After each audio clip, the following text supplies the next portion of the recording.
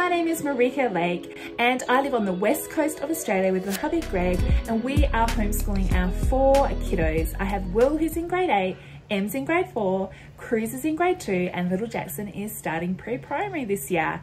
And we are into our 4th year of homeschooling here in the Lake House Homeschool. In today's video, I'm going to share with you what to expect in a moderator's visit. Here in Australia, when you sign up for homeschooling, they assign to you what's called a moderator, and that's the person that comes out and just checks on your homeschool progress each year. This video is a part of a collaboration with other awesome Aussie homeschoolers here on YouTube, and I'm going to pop a playlist in the link down below, and you can click on that playlist and go and have a look at the other videos that the other Aussie homeschoolers have done, and they're all videos for the beginning of the homeschool year, so make sure you go and check that out. So a number one question that I get asked by people who are beginning homeschooling or looking into it or have already started is what to expect from your moderator. And this is probably one of the things that causes homeschool parents the most stress. And so I just wanted to do a video to try and take the stress out of your moderator visit, because it doesn't have to be stressful. I know for me, my moderator visits aren't stressful. If I know what to expect and I am prepared, then it really is easy peasy. So let me just share what to expect out of a moderator visit. Now, firstly, remember your moderator is a person, and so you just need to treat them with kindness and respect, and they will treat you the same way. I have heard some horror stories from moderators about how people are so unkind and so unfriendly when they come into their home. Just remember that they're just trying to do their job, and make sure that your children are getting the best possible education. They're on your side, they're not against you. So make sure that you are warm, that you are welcoming of the moderators, whether they're in your home or you're having a Zoom call or a Skype call. Just remember, kindness goes a long way. And don't forget to ask your moderators questions. If you want to know what they expect of you, then just ask them and they will share with you what it is that they want to see from you, what they're looking for. Just ask lots of questions if you are unsure. So when you register for homeschool, the education department will send out a moderator, and that is your moderator, okay? So everyone has kind of their own. I have lots of friends who are homeschooling. Some of us have the same, but lots of us have different moderators. Now, when it does come to moderating, they have a loose guide that they're following, but they are individual people, and so they do work sometimes a little bit different. So you'll need to get to know your moderator and how they work and what they like to see. That's why I say at the beginning, ask lots of questions so you fully understand what they expect of you, because I know from me to the next person that with 2 different moderators, they do have different expectations. You just need to work within the expectations of your moderator and you will be fine. Now, the very first time that a moderator comes to visit you, they want to know your education plan. So what it is, the materials that you're going to use, the subjects that you're going to study, what you're going to be doing for that year. So this is on someone who's never had a moderator visit before. You've started homeschooling for the first time and they're coming to see you. They really would love to see a scope and sequence. Here is an example of a scope and sequence that I would show my moderator, and it's really, really simple. I'm a no fuss kind of person, and I just simpler the better. And I have got all 4 of my children on just the one sheet of paper. So I'm, as I said, homeschooling 4 kids. I've got William, Em, Cruz, and Jackson. And this is our scope and sequence for the whole year. And all I've simply done is just listed all of the subject areas that we will be covering. And I've simply just listed the resources that we will be using to cover those subjects and any excursions that we will be going on. And most of our schooling is done together. So, all our science subjects and history and geography, so they're all the same. If there's any individual things that the children have, which they do mainly in language and literacy and math, then I've just listed their name and what resources I will be using. So for example, this is my language and literacy column here, and you can see I've got just listed the kids' names and what they'll be using. So William is using Jumping in Writing Program, Targeting Spelling Workbook, Novels to Read, and we use unit studies for everything else. So Emily, she's got Targeting Spelling, Targeting Handwriting, and Novels to Read. Now I've just written novels to read. I haven't actually planned out what books they will be reading, but if you wanted to go into more detail, you could then write down the books that they're going to that you've picked out for them to read. Cruz is using Ready to Read from Gather Round Homeschool. Again, I've just used abbreviations. He's using Reading Eggs and The Good and the Beautiful Mini Readers. And then I've got Jackson using Letters and Numbers from Gather Round Homeschool and Reading Eggs. Maths here, again, just listed what we're using. This is history, HAS, so like history, social studies, those kind of things. I've listed out all the unit studies that we're going to be using. Again, the children have a few different things that they'll be using here. So William's reading The Story of Australia for the Young and the Curious. Emily's using History Now workbook, again, just listing them out. And then down here, I've just listed any excursions that we plan on going on. So we're planning on going to our local museum and the WA Museum as well. So, and that just the same across there. So my moderator may ask to see this, or she may just ask me to talk about it. And so I've got it here for a quick reference to remind myself, but I can go into more in-depth information with her through a conversation, but I've simply just listed this out really easily. So you could set your scope and sequence out like this, or if you wanted to do it for each individual child, you could do it that way as well if you wanted to include a little bit more specific information. But this is just a quick overall of the resources and excursions that we are going to use for that following school year.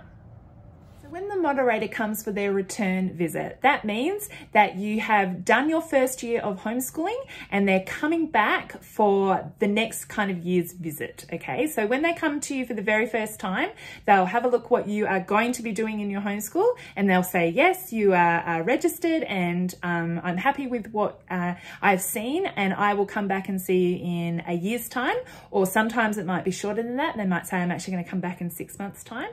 When they come back in a year's time, they are looking for what you did in that previous year. So they're not actually necessarily looking for what you're going to do the following year, but they want to have a look at what you've already done.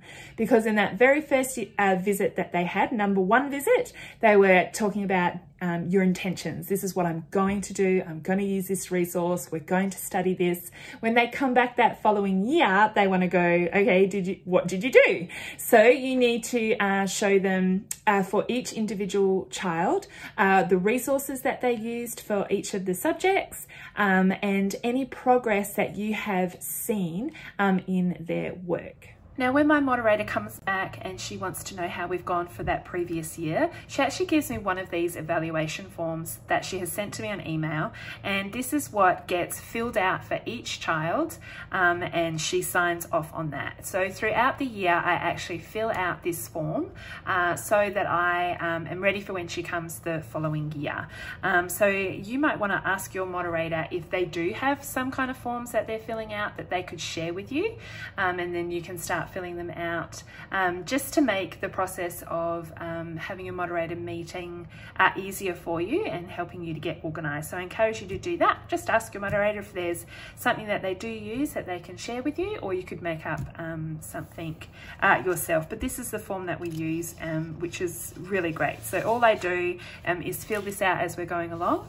This is and 1 per child. So this is for my older son William, and just simple things across the top here: name, date of birth, things like that. Across here, they do list out different styles of homeschooling, and you'll generally fall into one of these styles. So you'll just tick what style learning you are. Then it's broken down into the different learning areas. So this is for English or language and literacy. And basically all you need to do, or all I need to do, is fill out this section here of all the resources that we use to teach English. So I've just listed here, Gather Round we use unit studies. So I've got gather round homeschool unit studies here. We use targeting spelling. We use jump into writing program and novels. And then I would list the books that he actually read. And then in this section here, it just says progress indicators and comments. So here you can just write, here I would just write down progress that I have noticed through the year. Did his writing improved? What about it improved? Or any comments about his learning, I would write here. And that is it. Then we move on to maths. This section here is the moderator fills out. I'm again just listing the resources or the programs that we use to teach maths. We use Maths Online. And again, any writing down any comments or progress about maths here. And then on the other side, we've just got all of the other learning areas listed. So for here, we've got our HAS. Again, I've just listed out resources and any excursions that we went on. I don't have to list any progress or comments for these. Only progress and comments for maths and English. For the other learning areas, you don't have to. Just purely listing all of the resources, books, activities, excursions that we went on. So for example, here in our HAS box, we use the gather round homeschool unit studies. So this was HAS learning area. So we used the Asia unit study, the Europe unit study, and the Christmas around the world unit study. We used History Now. He finished off level 6 book. We also used the Story of the World Volume 3, and the excursions we went on. We went to the WA Museum.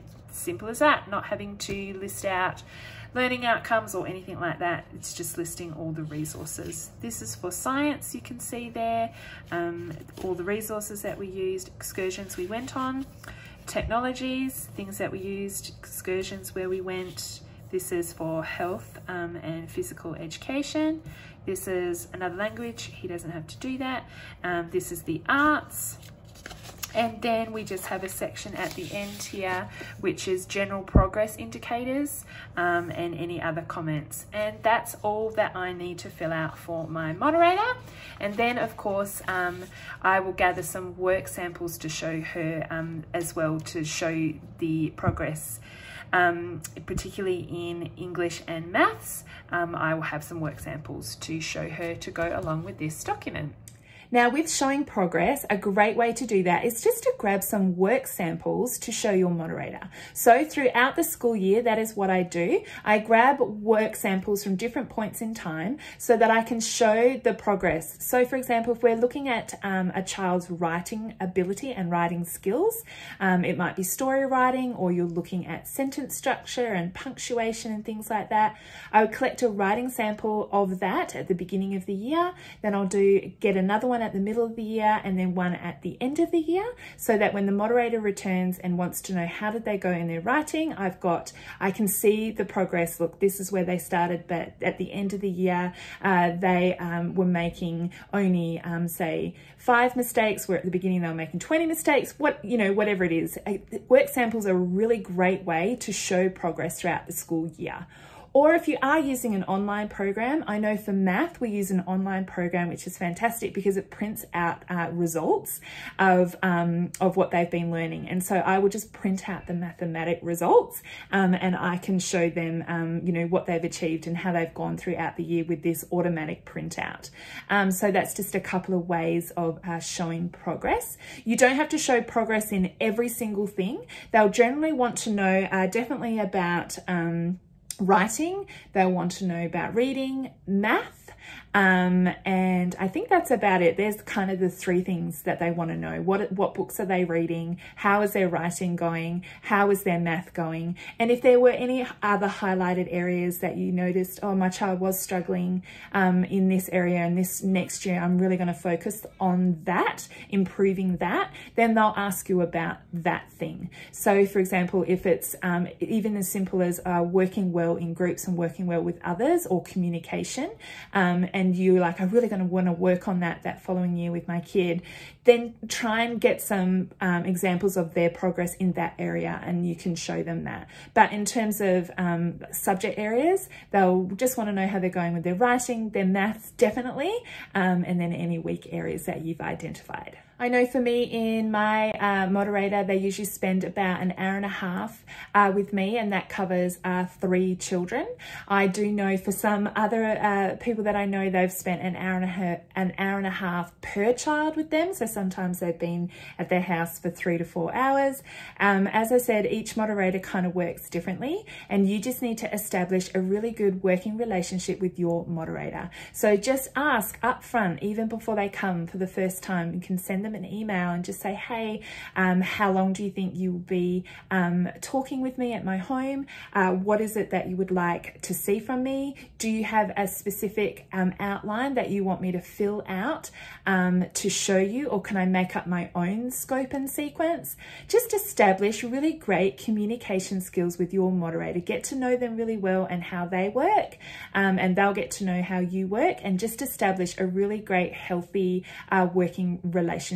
Remember, your moderator is there to help you as well. So if you have any questions, you can ask them. If you need more access to information or to resources, they're the person that you can ask. If they don't have an answer, they can find one for you. But remember, your moderator is there to help and serve you as well. They are a representative from the education department to make sure that you're covering everything, but they're there as a sounding board to help you out as well. And they'll often have really great ideas that they've seen from other homeschooling families that they have visited. And so if you're hungry for more information or how better to serve your child, ask them and they can give you some tips and tricks as well. Now, I always have a plan or a scope and sequence for what I'm going to be doing for that school year. So when my moderator comes to visit me, she's actually looking at what we've done in the previous year, but I do have written out what I am going to do in the following year. Sometimes she has asked to see that and sometimes she hasn't, but I'm always prepared with that anyway. I always have in mind what we're going to be doing through the year. I may not have purchased all the curriculum that we're going to be using, but I do have an idea of what we're going to do each term. So for example, with me, we do unit studies, and I don't buy a year's worth of unit studies at the beginning of the year. I only buy 1 unit study, and when I have finished that, then I will get the next one. So that's okay. You don't have to have all of the resources there to show them. You obviously will have resources that you're currently using, and say they come to visit you in term 1, and you're saying, well, in term 4, this is the subject we're going to be doing. I don't have those purchased yet, but this is the intention that I have. So don't feel like you have to have all the things at the beginning of the year. Just a plan is a really good place to start, and just say, I am intending to purchase these things when the time comes. The time that your moderator comes to visit you will be different for everybody. So for me, I started homeschooling my children at the beginning of a school year. So my moderator visit, the very first one I had, I think, was in March. And so every year, that's kind of when my moderator visit pops up, happens to be February or March. If you do start homeschooling, say halfway through the year, and your moderator comes and visits you, say in September, then they'll probably come back the following September as well. And you'll just have to adjust what it is you're showing for that. So you might show them, you know, term 4's work, and then term 1, 2, and 3. So your school year will kind of be a little bit different just in terms of when you're reporting to your moderator. So keep that in mind, that not everybody gets their moderator visit at the beginning of the year. They are actually spread throughout the year, and you'll just have to adapt to when your moderator visit is. I hope that you found that video helpful for you today. If you have any questions at all, make sure you leave a comment in the comments box down below. I would love to chat with you and help you out with any questions that you have. I have lots of other homeschool videos. I will pop the links to those videos in the description box down below for you to check out. And don't forget to check out that playlist with other Aussie homeschooling mamas as well. Thank you so much for watching today's video, and I'll see you next time. Bye.